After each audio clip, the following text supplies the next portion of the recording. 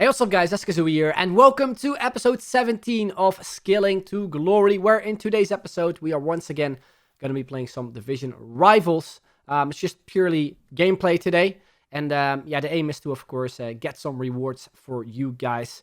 Currently in Division 2, so we are on our way to Division 1. So yeah, that's the kind of priority for this episode, to secure that 100k pack for this episode. And yeah, for the rewards basically, which you will see at the end of this video. But yeah, as always, if you're enjoying the series, then make sure to drop a like on the video, subscribe as well if you haven't already, and hit the notifications for more videos. And be sure to follow me on Twitch, twitch.tv/𝐋𝐤𝐤𝐞94.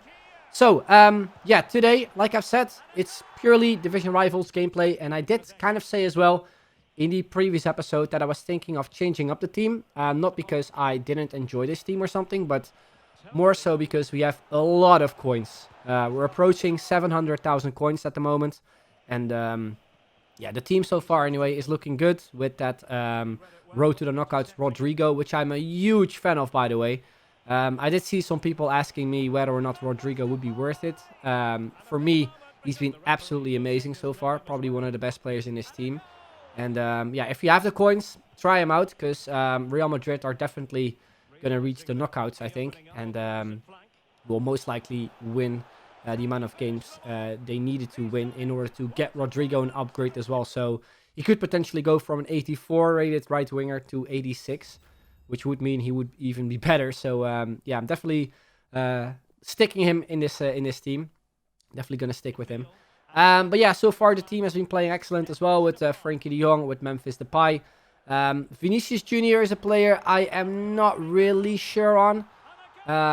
It's maybe because I've just been kind of playing, or maybe a little bit forcing it too much, maybe with Depay, João Felix and 𝐷rodrigo, which means that, you know, Vinicius doesn't really get as much involved. I'm still kind of thinking of maybe picking up the inform version, but then again, Vinicius has been in excellent form recently, so I could see him either being included in a promo soon, or maybe picking up another inform or something. So yeah, it's something I'm a little bit unsure of. Or maybe even getting the likes of Rashford back in the squad, with maybe the likes of Bruno Fernandes and maybe Pogba again, because those players have been dropping.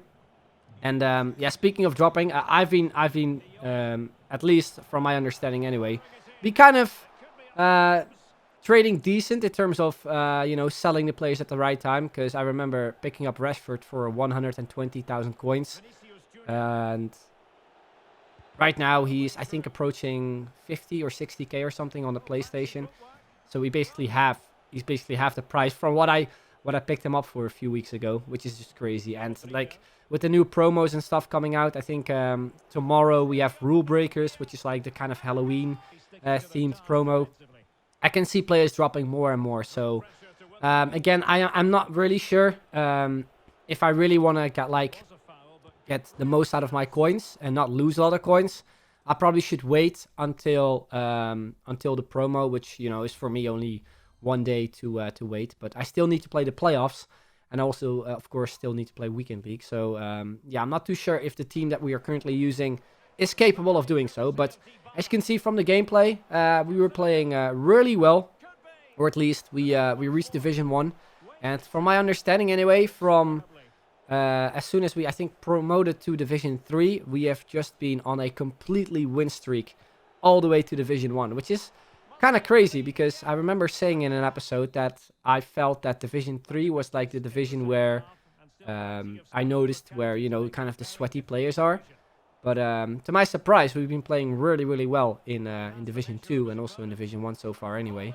And yeah, I'm kind of looking forward, but also not really looking forward to the Elite Division, which we could, of course, promote to as well soon. Just a matter of finding the right time in order to promote to the Elite Division, because if I, let's say, promote to the Elite Division this week, then I will be stuck there for, I think, 2 more weeks, meaning I could risk the chance of maybe not getting rewards for 2 weeks, or at least I probably would still maybe win 7 games, but it would take so long.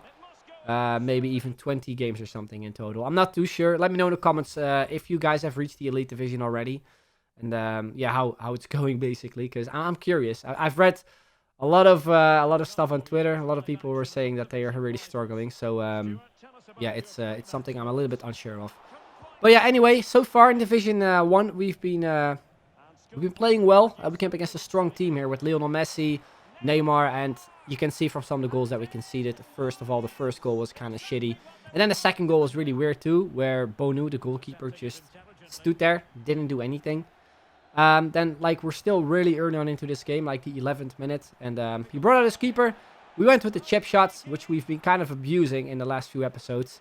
I said, I think, in like one of the first episodes that you just need to put a little bit more power on just normal shots, but it's the same for chip shots if you you know, want to score them, obviously. So it's maybe a tip for you guys if you guys were wondering anyway, how chip shots really work. It's definitely key to hold the shoot button a little bit longer. Then in this game, we were still really early on into this game. We were 3-1 down, and I just conceded some of the shittiest goals. And this was just against one of those guys, you know, who simply had just way better players. And if he ever got in front of goal, it was just a goal. And I was struggling as well. So I said to myself there, if I would miss that penalty, I would leave. And that's what I did.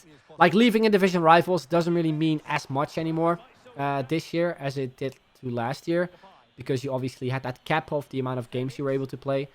But yeah, this year it doesn't really matter as much, unless you, of course, are on a win streak and you want to reach a new division. But like I said, my aim was to kind of stay in Division 1 anyway, for this week. So yeah, it didn't really matter that much. In this game though, however, we did score 2 really shitty goals. And we would end up, I think, scoring the 3rd goal here as well. Again, with Depay on his weak foot, where we would see our opponent actually leaving. You can see that we were on the win streak as well, or at least that's what I was kind of hoping for, to go on that win streak again and reach rank 1 in Division 1. I think at that time we had 2 games left, or at least we needed to win 2 more games basically in order to get the 7 wins. So into the next game we went, I think, a decent team as well, with, I think, in from Depay. I think he had Rashford as well, and also some other players. And this was again one of those games where whenever I was inside this box, every single shot would just get auto blocked. You can see some of the opportunities we had in the early stage of the game. Then, of course, as always, if you don't convert your chances, your opponent will, and that's what he does. With Memphis Depay there, the inform version, he makes it 1-0. Then we intercept the ball there with Manafa, who again, actually, in price, he has been going up a fair bit. So I might end up selling him over the weekend, because I think, well, I've seen it anyway on FUTBin that a lot of people were speculating that the reason why he went up a lot of coins was because of the Bernardo Silva SBC, which of course requires a road to the knockout SBC. But I think Manafa could be a player that could maybe even rise a little bit more. So I'm a bit unsure, because I have a feeling that EA will drop a flashback Pepe very soon. Like, EA has this kind of tendency of releasing players in certain promos which are difficult to link, and then they will always follow up on those specific players with like a flashback or an objective or whatever. So I just have a feeling that Pepe could easily get a flashback soon, which would be amazing, because that would make this this team obviously a lot better in terms of defense, even though I've really been enjoying Pepe. But yeah, back to the gameplay. You can see in this game we ended up being 3-2 up. We made some changes here with Zaha, where he's inside the box, and we got a really weak penalty. Some of the penalties I've seen in FIFA 22 kind of made sense to me. It's not that, you know, the usual FIFA 21 bullshit penalty happens a lot, but yeah, this was a pretty BS one. But we still converted it though with Rodrigo down the middle. 4-2 it was. Then we also subbed on 𝐋𝐤𝐤𝐞, which I can't really give you guys a full opinion on, because he's only been playing as a little bit of a super sub. And I've been thinking of maybe replacing João Felix with 𝐋𝐤𝐤𝐞 in a starting 11, but I just really like Felix so much that I just kind of want to keep him in the squad, you know. And again, I'm really hoping that he gets involved in a promo soon. There's this speculation as well going around, this kind of rumor of him getting 99 pace or something, which I think is like themed around an Adidas promo or something. I'm not fully sure. what it is, but it would be kind of ridiculous if EA would give him 99 pace. Like, I think it has something to do with a player having 99 stats or something. I'm not too sure what it's about. You guys can probably find it on Twitter or something anyway. But yeah, he's a player I'm really loving so far. So again, I really hope EA include him in a promo soon. And then you can see as well, also in this game, we scored fairly easily. Beautiful chip goal once again with Rodrigo. I'm pretty sure in the previous game we also scored a really nice chip shot. Now on the right wing, we have Vinicius Jr. there on the ball. A couple of skill moves where we then cut in with the directional nutback to a ball roll. Scoop turn, a little bit lucky. Pass it off to Memphis Depay, who then shoots it in for an open net basically. And that would mean our opponent pressed start and decided to leave. And you can see that we were on that 2 times win streak again, meaning we reached rank 1 in Division 1. And we once again won 7 games. And yeah, excellent streak so far anyway. I think if we keep up this run, we would see ourselves reaching the Elite Division in 2 wins. And I was thinking of maybe going to the Elite Division for this week. But then I looked at like the extra stuff that you could get in terms of rewards. And I think it only meant we would get a couple more coins as well as a player pick. And with the team of the week not really being insane again, I know Mo Salah, you know, would be like a big boy to probably get, but yeah, it didn't really interest me, you know. So we'll probably try to do that for next week. So we move on to the next day, which is basically today, to a rewards day, and I decided to do a quick gold upgrade because I had some spare duplicates. And you can see as well that our preview pack was actually not too bad. We got a cheeky inform, basically goes for discard, and we also got Azpilicueta. So we made a couple coins on this, like double the amount you would usually get if you buy a 7.5k pack. So not too bad. The first decent preview pack in a little while. So we open this gold upgrade, which I decided to do, as I said, with spare duplicate players, and we got Jan Sommer there, 85 rated. At first, I thought he would be a duplicate, but I think I put him into one of the Team of the Week packs I did recently. So yeah, we sent him to the club. Then, of course, we decided to check out what the packs were basically for rank 1, Division 1.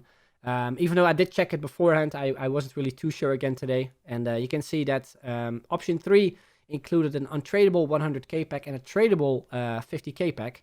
And I was kind of leaning towards that one, but then again, I thought, you know what, players are rock bottom at the moment. I think it's best to just go with the option which gives you the most amount of coins. So I decided to go with the untradeable 100k pack and the 32,000 coins. And open the 100k pack where we would see ourselves getting a walkout again. And we did get a player which we actually packed recently too. Tradable, but we actually sold him as well recently. And yeah, it would see us as getting Raheem Sterling again. Untradeable, can be useful for objectives or for SBCs in the future.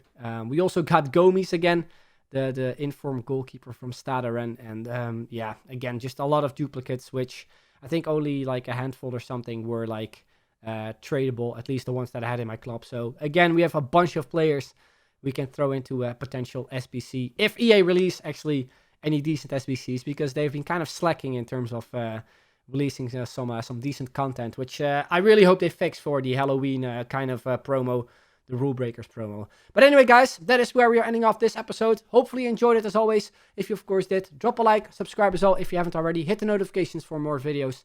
And check me out on Twitch, twitch.tv/𝐋𝐢𝐤𝐞94. Anyway, that's the end. I have to thank you all very much for watching, and I'll see you guys later. Bye-bye.